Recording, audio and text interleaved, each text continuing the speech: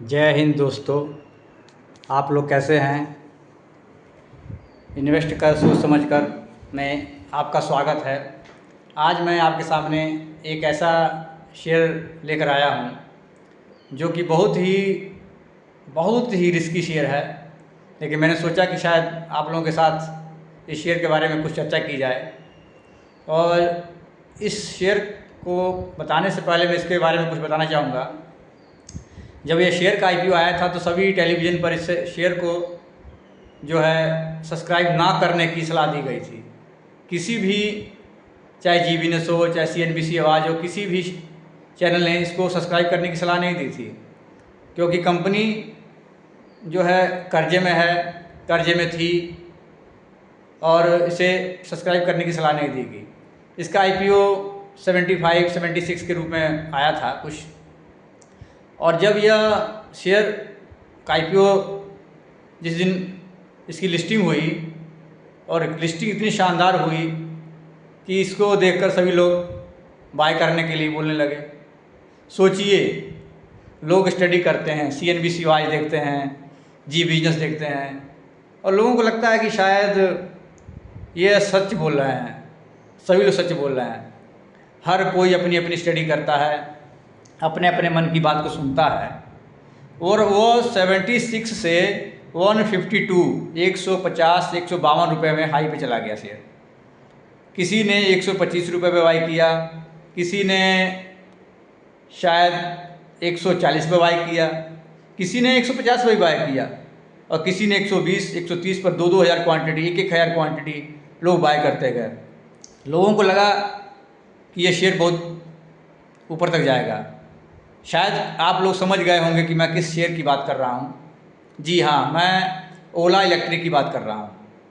ओला electric share जब आया था 76 में, तो किसी भी चैनल वालों ने उसको सब्सक्राइब करने की सलाह नहीं दी थी। अब आप ही बताइए कि किसको कहा जाएगा, किसको कितनी नॉलेज है, किसको कितनी नॉलेज है, किसको कितनी नॉलेज नहीं है, मैं ये नहीं कहता, लेकिन भाव ही भगवान है। आज इसका भाव 40 रुपये चल रहा है, 41 रुपये चल रहा है। और आज अगर मुझे लगता है कि कुछ नहीं तो सिर्फ 100 क्वांटिटी ही बाय कर ली जाए 4,000 रुपये में, तो शायद मुझे लगता है कि इस शेयर में अच्छा खासा मुनाफा हो सकता है। इतनी जल्दी तो कंपनी बंद नहीं होगी। आपको लगता है एक हफ्ते पहले अभी ओला इलेक्ट्रिक ने अपना रिजल्ट पेश किया, जो कि घाटा उसका कम हुआ, तो ये 39 रुपये 60 पैसे का लो बनाकर ये शेयर चल रहा था। और जैसे ही खबर आई कि कुछ इसका घाटा कम हो गया और भावेश अग्रवाल जी की कमेंट्री आई, शेयर जो है 39 रुपये 60 पैसे से सीधा आप लोग देखिए 48 रुपये तक चला गया। 18-20% की इसने जो है हाई लगा दिया। तब लोगों को लगा, अरे बाप रे, तो शेयर भाग जाएगा। लोगों ने तुरंत उसको बाय कर लिया 48 रुपये 47 रुपये पर। मुझे लगता है शायद आप लोगों ने भी बाय किया होगा। तुरंत लोग बाय करते हैं, जब शेयर भागता है ना तुरंत बाय करते हैं। उनको लगता है अरे भाई ये तो भाग जाएगा शेयर, 48-47 पकड़ो, 2,000 क्वांटिटी, 5,000 क्वांटिटी, 10,000 क्वांटिटी पकड़ो, इसको जल्दी पकड़ो, नहीं तो भाग गया। तब लोगों को दिमाग काम नहीं करता है कि किसी ने सब्सक्राइब करने के लिए कहा कि नहीं कहा। लोगों को लगता है कि अब ये शेयर भाग जाएगा, और अरे यार अब गलती कर दिया आपने। अब इस समय फिर वो 40 रुपये पर चल रहा है। तो जिस समय कोई भी कंपनी अपने 52 वीक लो पर चलती है, मैं हमेशा इन्वेस्ट कर सोच समझ कर, मैं हमेशा इसी शेयर को पकड़ता हूँ जो अपने 52 वीक लो, अपने आईपीओ से लो चल रहा है। मुझे लगता है कि जो भी स्टॉक अपने 52 वीक लो और अपने एकदम लो पर चल रहा है, अगर उसमें कुछ इन्वेस्ट किया जाए तो हमारा रिस्क जो है बहुत ही कम हो जाता है। क्योंकि उसमें हम लोग बाय एंड डिप्स की स्टडी अगर अपनाते हैं तो बहुत ही कम पूंजी में उसको बाय एंड स्टडी की अपना सकते हैं। सोचिए, अगर आज हम 40 रुपये का शेयर ओला इलेक्ट्रिक बाय करते हैं, तो अगर वो कल को 30 रुपये में आता है तो हम 50 क्वांटिटी बहुत आराम से बाय कर सकते हैं। कल को 20 रुपये में आता है, फिर हम उसको अच्छा से बाय कर सकते हैं। ओला इलेक्ट्रिक ऐसा शेयर है, आने वाले समय में जिस तरह से सभी घरों पे सोलर पैनल लग रहे हैं ना, उसी तरह से हर घर में एक इलेक्ट्रिक गाड़ी होगी, क्योंकि हर कोई आदमी चाहता है, हर कोई आदमी इस समय परेशान है, उसके पास पैसा नहीं है, वो चाहता है कि खर्चे को बचाया जाए। आप घर से निकलते हैं तो आपके घर में निकलने से पहले अपने पर्स में आप देखते हैं कि 100 रुपया जेब में है कि नहीं है। इसलिए देखते हैं, खाने के लिए नहीं देखते हैं, चाय पानी पीने के लिए नहीं देखते हैं, आप ये देखते हैं पेट्रोल भराने के लिए पैसा है कि नहीं है। आपको टेंशन यही रहती है कि 100 रुपये जेब में रख लो भाई, अगर कहीं जाना है तो पहले 100 रुपये का पेट्रोल भराना पड़ेगा। लेकिन इस टेंशन को ख़त्म करने के लिए ही भावेश अग्रवाल जी इस पर काम कर रहे हैं, ताकि हर घर पर ओला इलेक्ट्रिक, मैं ये नहीं कहता ओला इलेक्ट्रिक की गाड़ी होगी, इलेक्ट्रिक गाड़ियों का आने वाला समय है। ये आप सोच लीजिए, आज नहीं तो 10 साल के बाद सभी घर में ओला इलेक्ट्रिक की गाड़ियाँ होंगी। क्यों होंगी? क्योंकि पहले ये सोचिए, अगर हम कहीं चलते हैं तो पहले तुम्हारा 100 रुपये बच गया। अगर कोई छोटा मोटा बिजनेस करना चाहते हैं, मार्केटिंग करना चाहते हैं तो बहुत अच्छी बात है, हमारा खर्चा नहीं है। अगर हम मार्केटिंग करते हैं, महीने का 20 कमाते हैं, भाई क्या करना, सुबह चार्ज करना है, रात को सुबह चार्ज कर लिए, रात को चार्ज कर लिए, चार्ज करके गाड़ी ले गए, अपना काम किए। लेकिन आज आप सोचिए, ओला इलेक्ट्रिक को अगर आज हम 40 रुपये पे बाय कर लें, सिर्फ 5,000 रुपये, 4,000 रुपये इन्वेस्ट कर दें, आने वाले समय में यह फिर 152 पर जाएगा। अभी यह 2 अपर सर्किट मार देगा तो ये चला जाएगा 70 रुपये पर। तब आप सोचेंगे, अरे यार काश मैंने 40 रुपये बाय कर लिया होता। लेकिन उस समय बताने वाला आपको कोई नहीं है।